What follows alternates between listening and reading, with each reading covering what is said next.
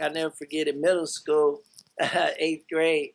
These girls, they was a pretty crew, and one of them kept on. I knew two of them, and one kept looking, and they all kept looking at me, and I could tell they was talking about me because they kept pointing.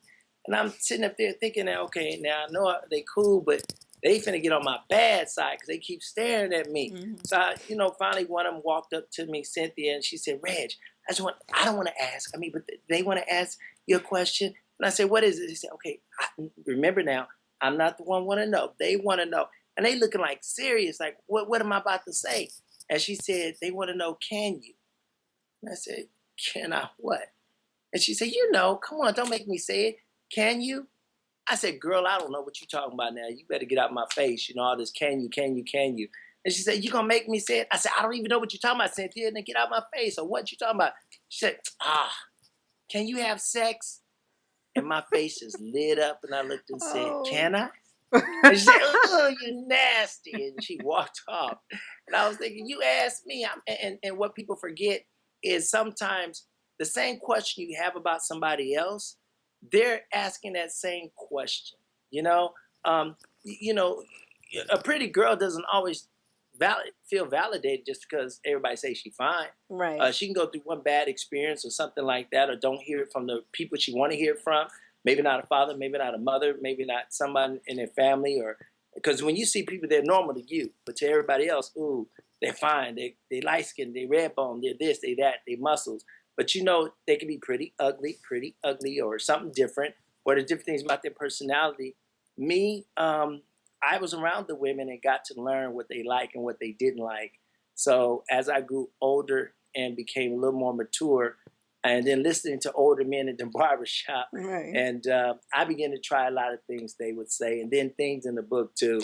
So I called myself becoming a little player when I was young. What? And I know, but I always tell women this. I would tell your audience, I am single. Yeah, I was gonna get to I that. don't like saying divorce. However, I've been married before. How many So I times? say I'm single. I just say sometimes I peek, I speak, I just don't always seek. And then I say one of the good things about dating a guy in a wheelchair is you'll never get stood up.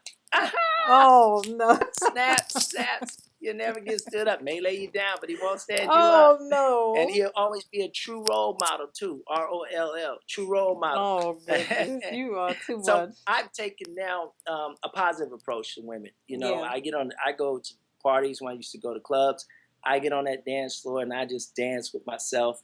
Dance because I enjoy dancing, and then Mm-hmm. watch people started coming, and women would tap me on my shoulder and say, "Who you dancing with?" I said, "I guess I'm dancing with you." Because I wasn't gonna Yeah. pay $15 to get in there and then paying a drink for her, and then I don't go there to just be a wallflower. Right, No, right. I had to really get out there and be courageous, and I think that same thing that happened in my community, I was able to exude and be photogenic in Hollywood. And Yeah. you have to have those type of things to be very talented and skillful at what you do. Mm-hmm. But I think the older you get, that's why I love our crowd now. We're more serious. Mm-hmm. We Right. cut through the fluff. Let's just Right. get straight to it. We either gonna be this or we gonna be that. Right. Right.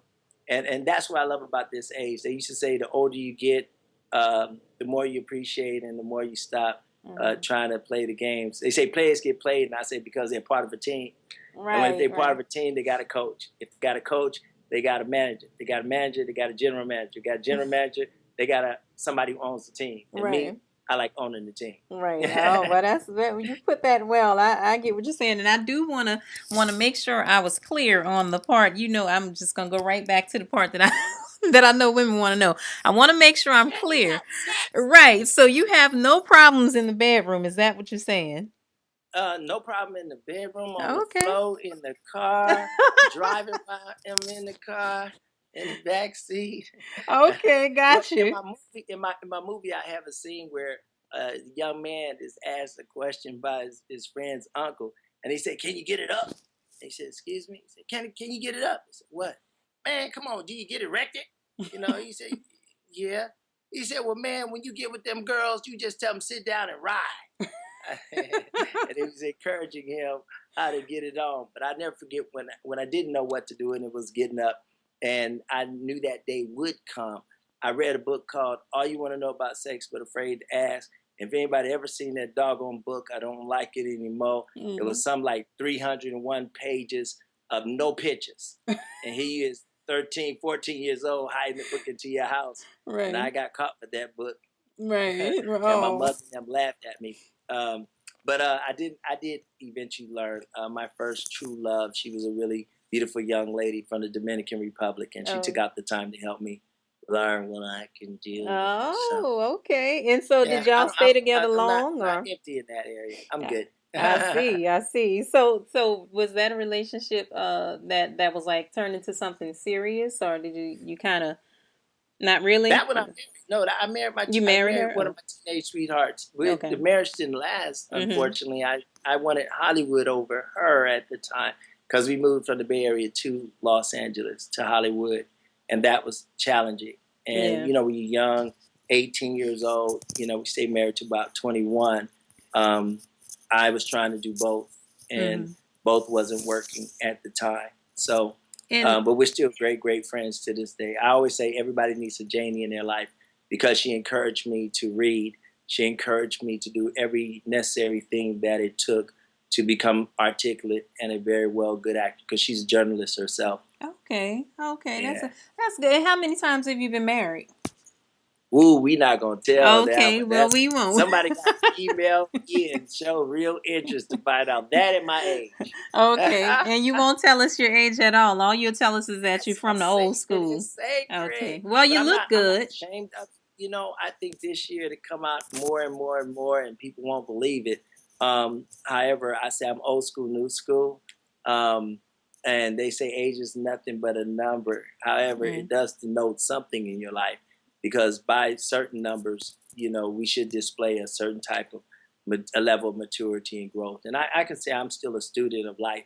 I'm Mhm. still learning. I'm not Right. perfect, not at all, you all. But I'm striving for perfection every day. I'm learning to take my time and do it right. Don't you remember that song? Baby, we can do it. We Take your can do it time. Yeah. right. We can do it, Baby. baby. Yeah. Just take your time. So I enjoy taking my time now. Well, you kind of giving us a hint into your age if you remember the songs that we like, cause see, that's what we talk Oh, about on I old love school. every song y'all got. Break up to make Oh up. yeah, there you go. That's all we do. First you love me, then you hate me. That's a Yeah. game for fools. That's wonderful lyrics there. Yeah, right, right. You tell and you giving us we see what era you come from now. You're not pulling one over on us. And okay, so I'm not gonna keep you that much longer. Now I do want to ask you if I don't know if this is on you if you want to answer it. Were you ever married to anyone that we might know? Never. You did a little homework. You're so funny. Yeah, I'll say this for her. Yes, yes, yes.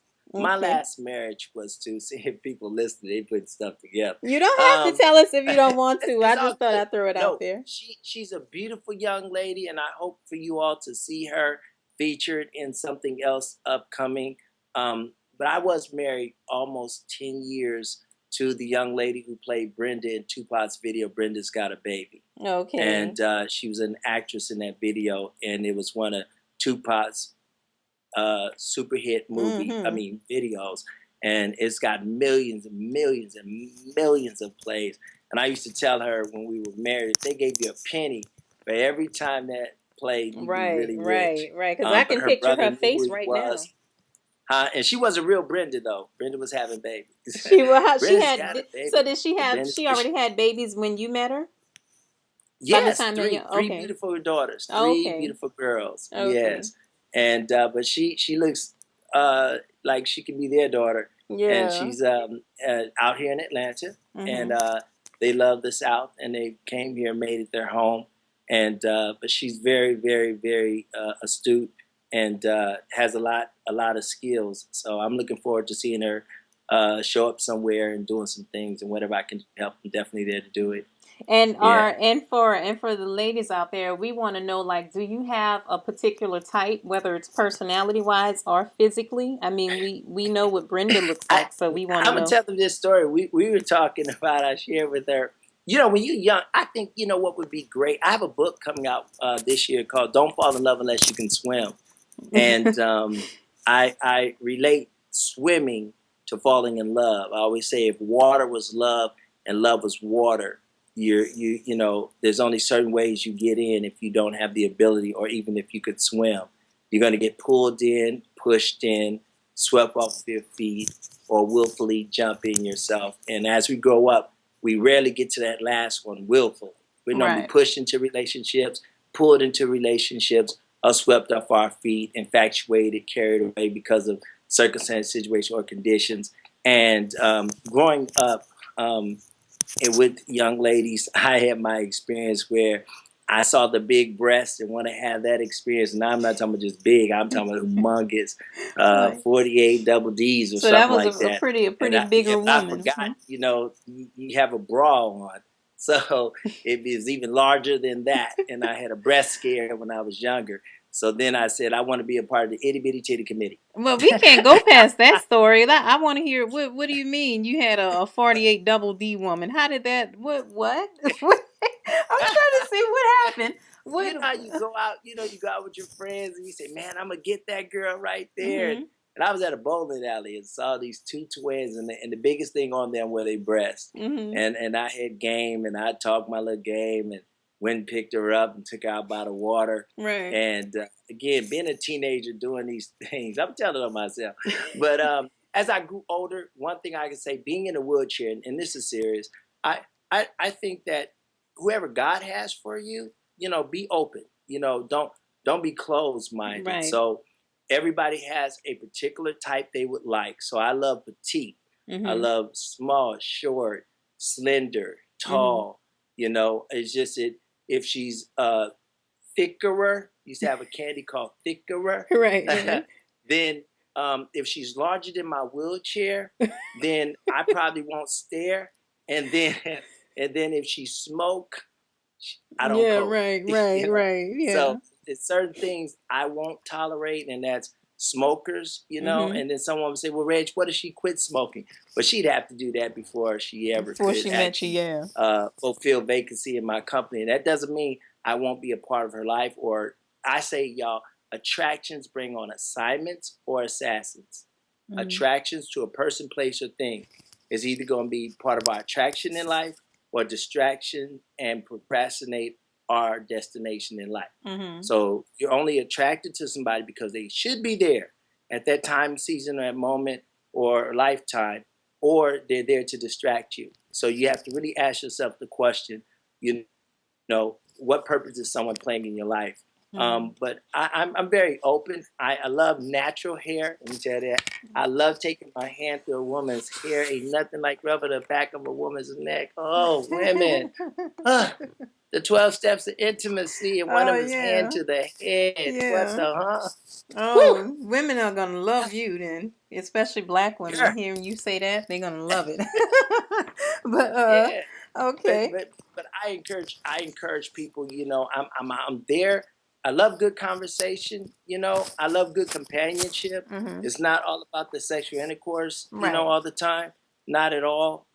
You have to be very careful. I'm a big chicken nowadays, you all. It's like back in the day, they roll gambles. Like Eddie Murphy say, "Oh, Yeah. just Yeah, you can. do He what you said you dick. gamble with your dick. Rush Yeah. there. Right. I give it a syphilis. Yeah. No, I ain't that guy in the wheelchair. Yeah. I got other things to deal with being in a wheelchair, let Right. alone some other stuff. So